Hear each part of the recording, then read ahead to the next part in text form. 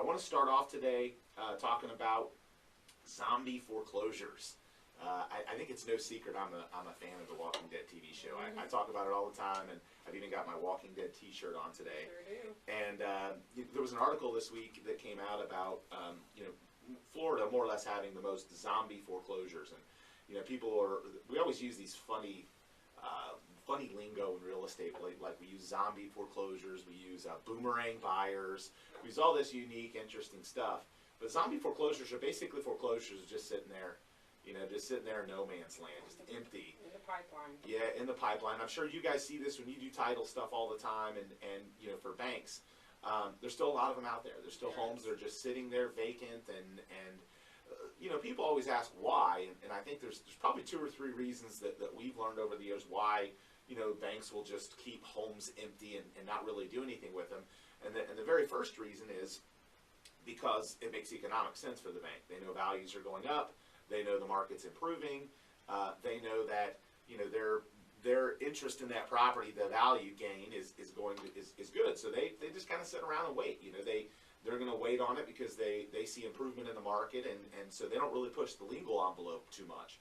The second side of that, and probably just as important as in terms of why some of those foreclosures sit out there forever, is the judicial system. We're still a state.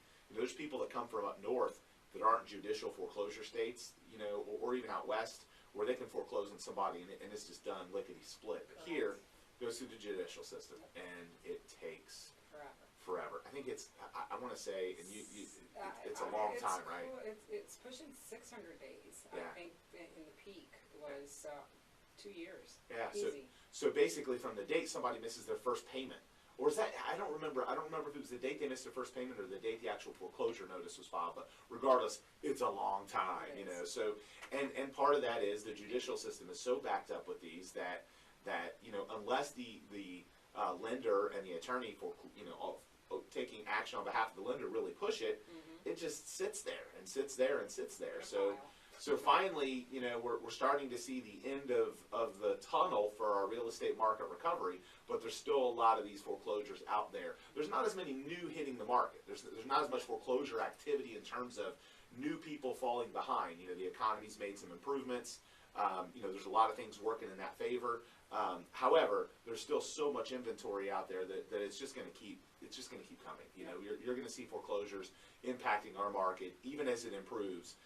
For the next couple of years, and I think that's just the norm of a recovering real estate market. And on that note, one of the things we're seeing as a result of that, we're seeing more of the properties hit the auction sites versus coming onto the market. So I think the banks with that inventory are pushing them through an auction process. We're seeing the same thing. It's interesting. Angela and I, in addition to doing the guaranteed sale, we do immediate buyouts where we advertise, we'll buy your home cash. Just come to us and we'll make you an offer. So we're always looking for investment opportunities as well. And so when we look at the market and kind of see what's going on, we regularly find that homes are on, the HUD auction site or auction.com or whatever it is. And what's interesting about that is I think they know the demand is so strong that the best way to get the retail price for it is really to pit people against each other.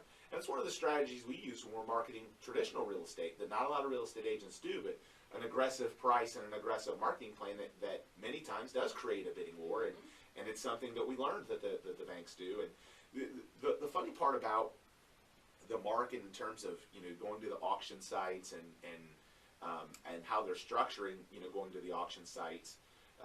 Number one, they know that there are so many cash investment group of buyers out there. So their allure is that's really the person that they want to get to.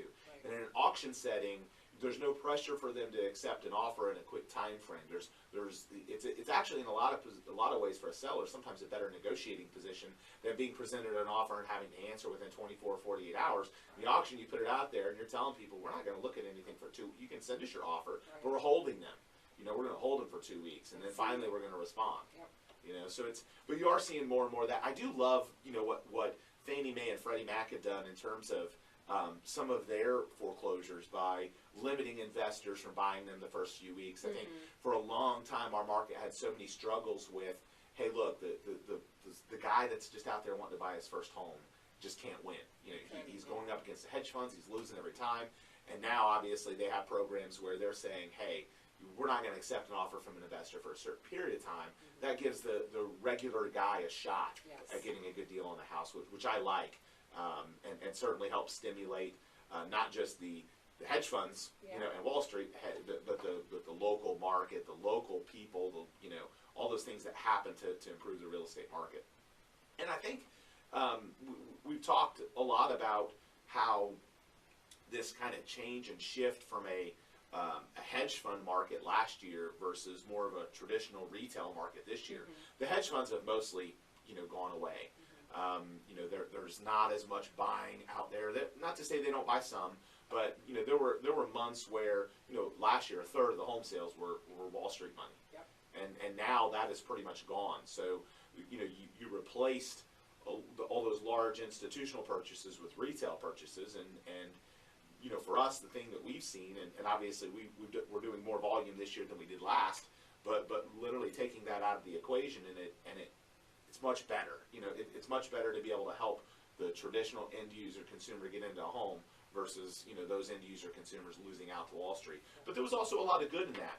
You know, I tell people, hey, you can thank some of those hedge funds for increasing your home's equity and value because they increased the demand so much, right? So you owe them some thanks. You might send them a Christmas card in a few weeks, you know, because it really did help, you know, raise the values.